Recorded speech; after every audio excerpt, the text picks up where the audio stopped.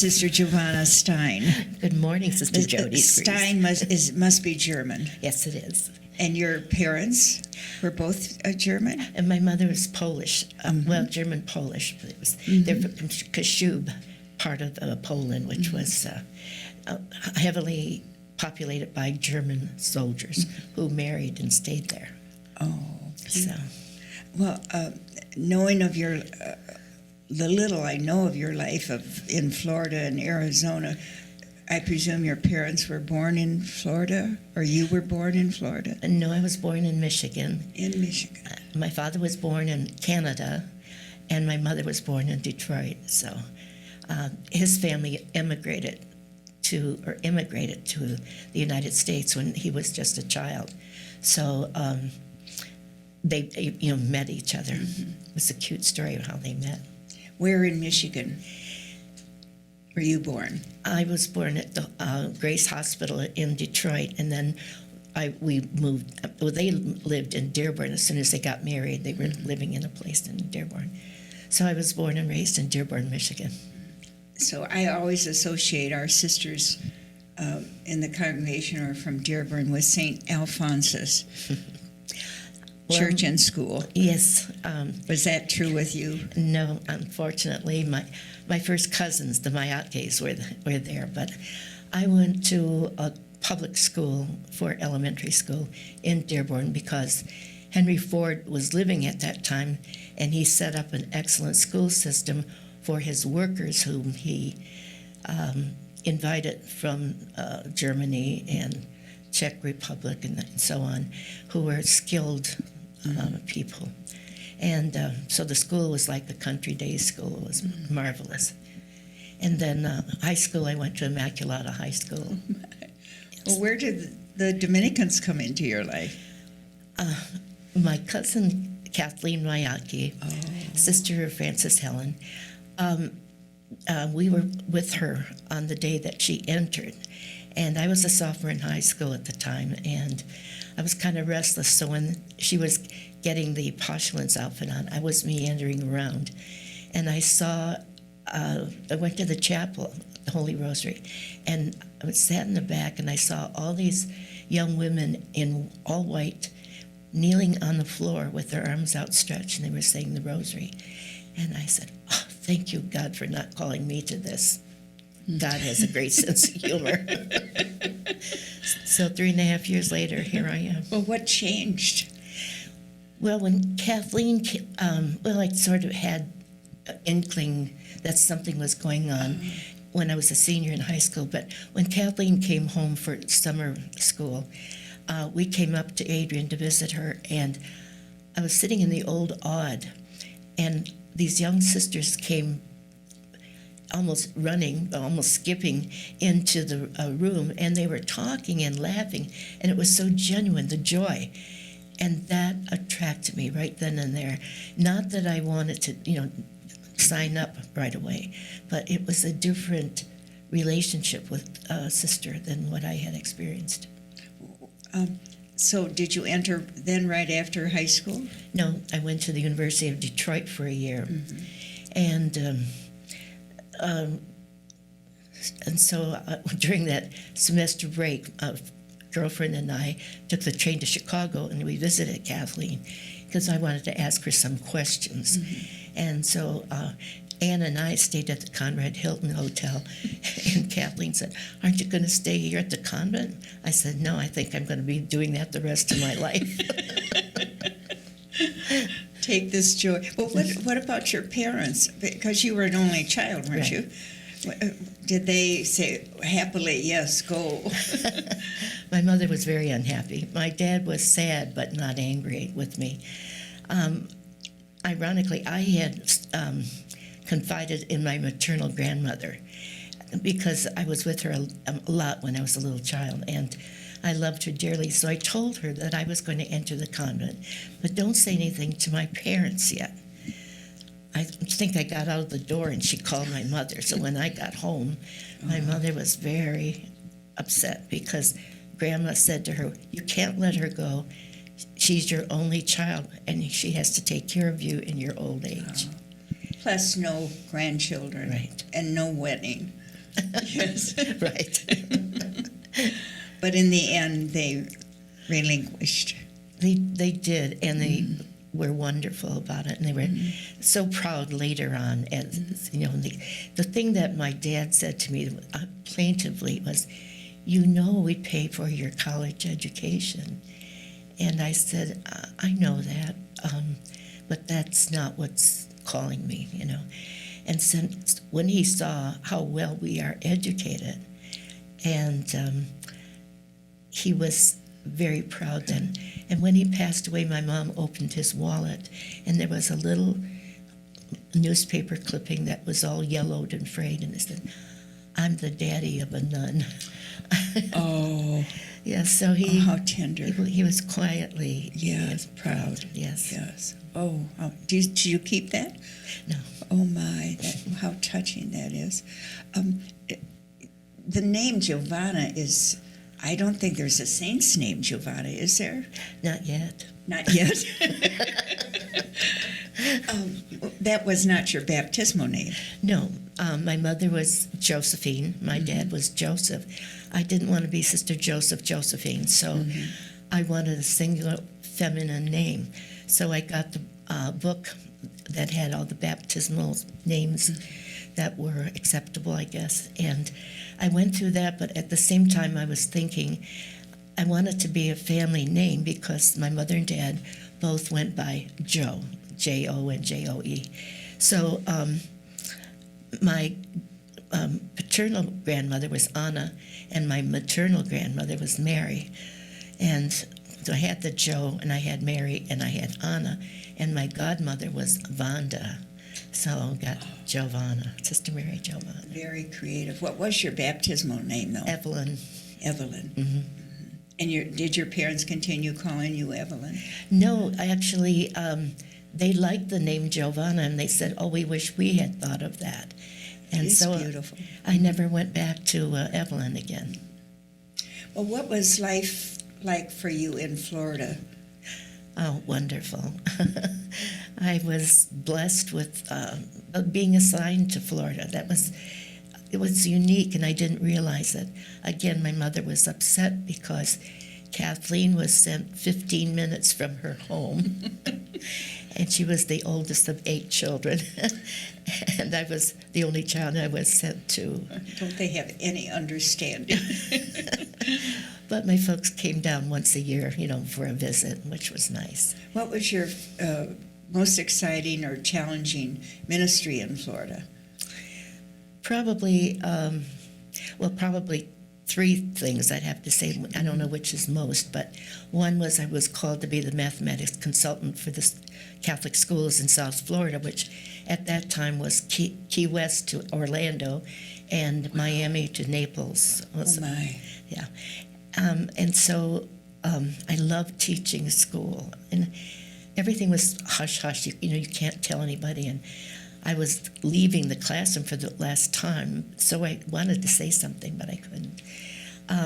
Then the next thing I was called to is youth ministry, which was ministry to high school and college kids, and it was part of Department of Youth Activities in the Chancery. So I only spent 1 year in the math consultant position, and then I moved right into the youth activities. But where did you ever get the idea of youth ministry?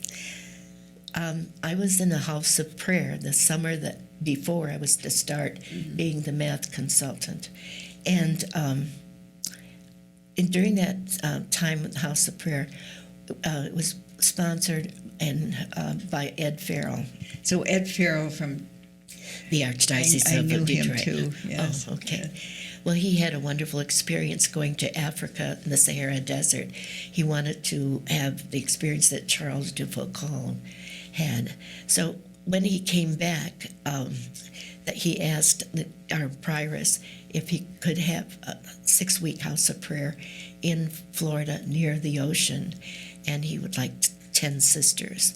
So I don't know how I got invited, but I was thrilled. And so during that time, we stayed mostly in the convent, and had long periods of contemplative silence and sharing of scripture. But he wanted, we had to go over to the parish church for Sunday Mass. And so the whole gang of us came, and the provincial team, there were 4 members at that time, came up to Melbourne to see what was going on there. And so they went to Mass with us, and after Mass, there was a folk group, and they were seated next to us, and so I went over to them after Mass and said, the Mass, the music was wonderful. Are you from this parish? And they said, oh, no, we're students from University of Florida in Gainesville, but we come down to do this Mass. I said, it's great. They said, do you play the guitar? Well, I said, I play at it, but I'm not a musician. So they said, well, why don't you come and practice with us on Tuesday night? I said, well, that would be good. Thank you. So when I got back to the convent, everybody else was there. And the provincial team asked me to go upstairs to the sewing room, at which time they said to me, you relate so well to teenagers. We think you should be in youth ministry. Oh, my. And the rest is history. Yes. That's how you spent practically the rest of your life. Right. Well, in one way or another, yes. Yeah. So Well, and you did learn the yes, the guitar. The guitar, yes. I learned that because one of the young priests in the parish said to me, Sister, get a folk group together. This is 1968. I said, Father, I don't know how to play guitar. He said, I'll give you a month to learn. So a couple of the kids in class were taking guitar, classical guitar, and they had sheet music, and on the back was all the chords. So I made a mimeograph copy of the chords. I'm sorry, it was copyrighted. But I'd go home to the convent after school, and Susan Emmett had a guitar, and I'd ask her if I could use it. And every day after school, I would look at the chord, put my fingers on the things, and plunk, So I learned basic chords that way.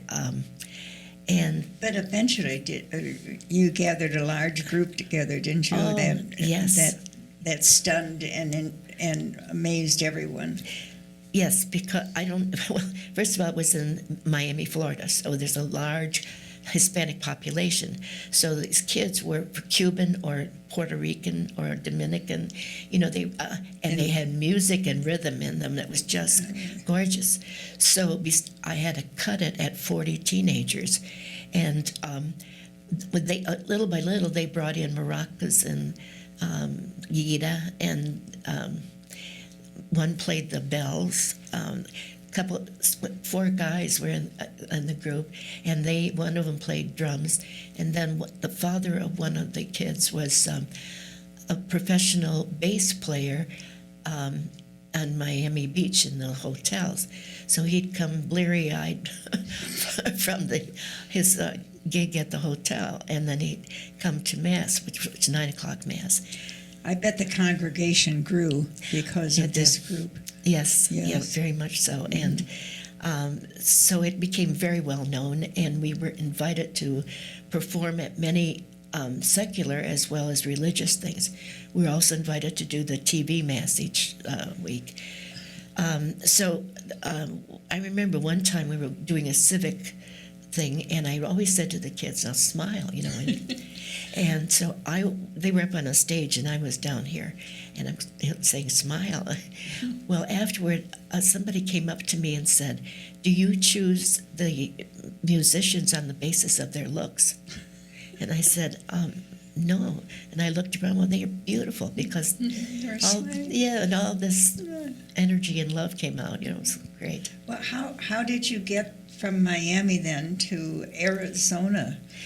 Well, in 1970, my parents moved from Dearborn to Arizona, and they were very happy. They had a lovely home there, and I went home there for home visits.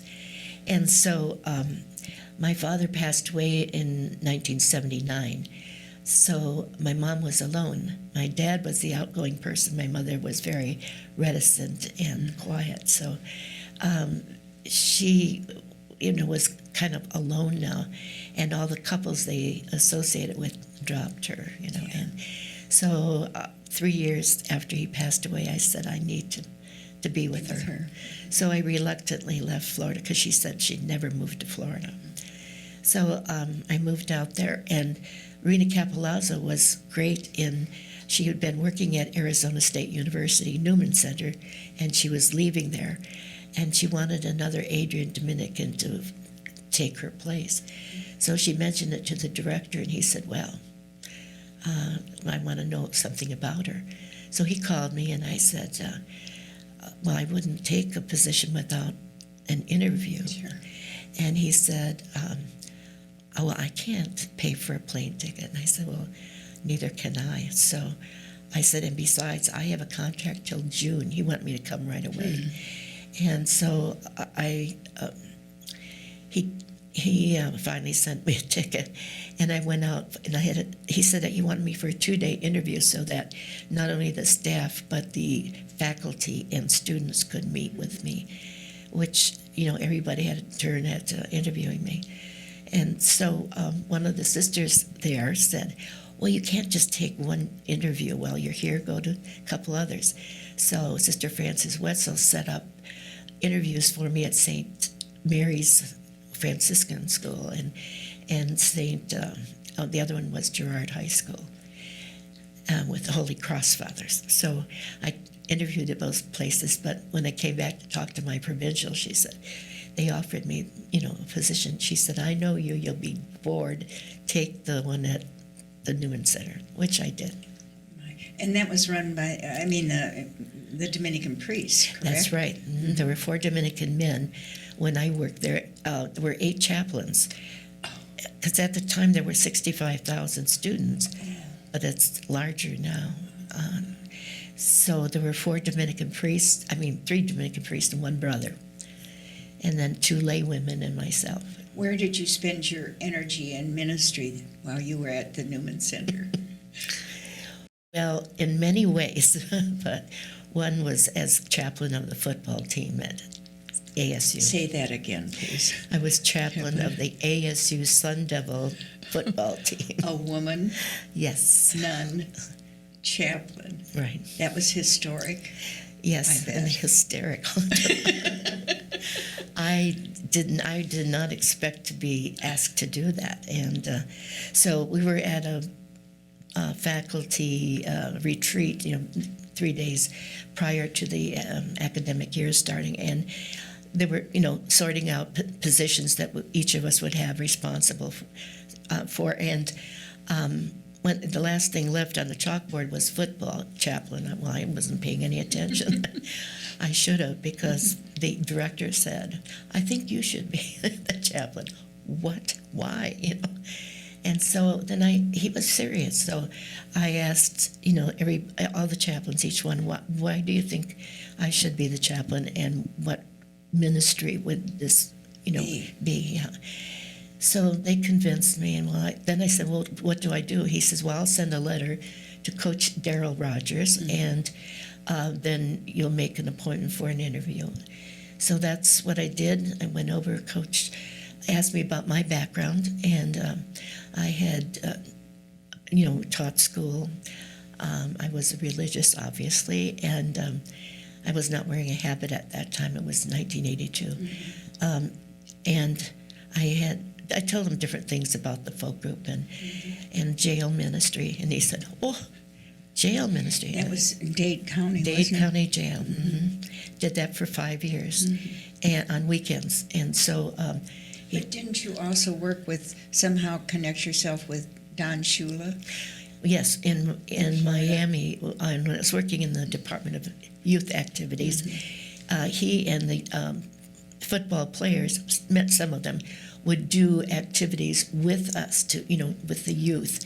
as models, and he was a wonderful. So Role model. was Daryl aware of this? Did you share that with him? I didn't know, but later on, I got a letter from Coach Shula when I was in this position, and of course my director, the Dominican priest, wanted to know what it was all about. So anyway, that's how I. Well, then after he interviewed me, I said, but what is my role? I'm not going to be able to celebrate liturgy or anything. And he said, can you pray for them? I said, of course. And he said, and can you counsel them? And I said, yes. And so that was my role. So I asked him, well, how will I get to know the boys?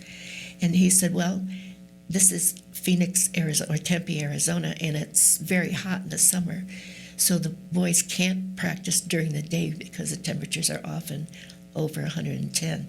So they practice at night across Scottsdale Road to the practice fields. And he said they're out there from 6:30 to 9:30 at night. Wow. So I'd work, all day in the chaplain's office and on campus, and then I would run across to the sandwich. To watch the boys. Right. And there was a ridge between the 4 practice fields, and there was a new kicker, and he wasn't too accurate. So Coach comes striding across the field. He says, hey, I'm going to have to put a helmet on you. This kid's going to knock you out. So then, things would happen, like Coach would say to me, go over and use the field's office telephone, call the court, because one of the boys is down there now, and I want you to go and see him. Wow. So, I did things like that. And then another time, he had a problem with a kid, and he couldn't get anywhere, so he called me up and he said, will you come over right away? And he gave me his office, and, You counseled? yeah. Counseled. Well, they were just young kids. Right. Yeah, coming from high school into a big arena that, and didn't the Arizona State have a good reputation football-wise? Yes, they did. At the time I was with them, yes. And Did they ever go to the Rose Bowl? yes. Oh. Well, how proud were you? And we played against University of Michigan.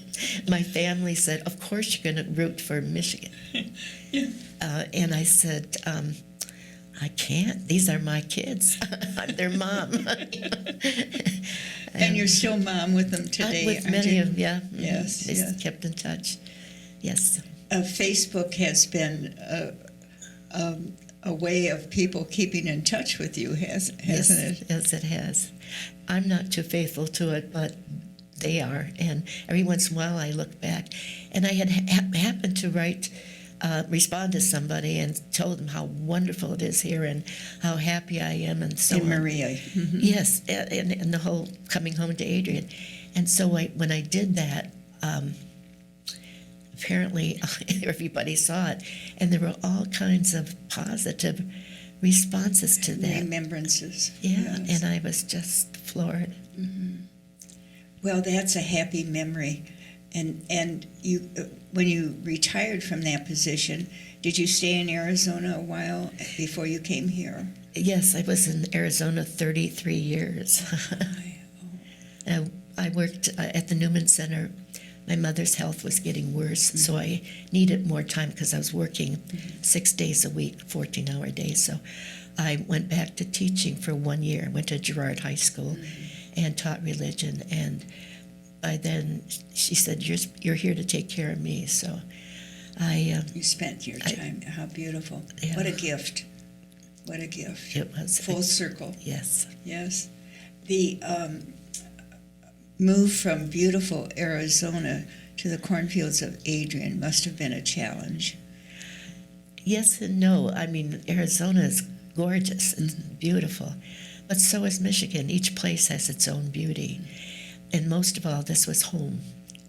And so I knew, because of my health declining, that I would have to come home. And so I just said, everywhere that I've been called, because I didn't seek any of these positions, every place I've been called, God was waiting for me. And I knew I'd be happy. Just There's nothing that you sought in your ministry. It all came to you, it seems like. Yes, Sought you out. yes. With the one exception of when I went to work at St. Joe's Hospital and Medical Center, because I had a year taking care of just my mom, and then I had to get back into ministry. So I applied, and I had 4 interviews there, and by the CEO and so on, and that's the OO. And so then they said, yes, we want you. That's beautiful. Yeah. Well, I know soon, in a couple weeks, perhaps 3 weeks, you'll reach the royal age of 80. Yeah. Did your mother live to that age? She was almost 88. 88. Yeah, passed. So good genes, as they Yes. said. Yes. Well, God bless you, and thank you for your time. And personally, I'd like to say that I have been so impressed with your outgoing personality, your smile, your friendliness. You're so aware of our co-workers, but above all, the ease with which you melted into the institutional Dominican Life Center, because we are an institution, but you did that so gracefully. Thank you. Thank you. You're welcome.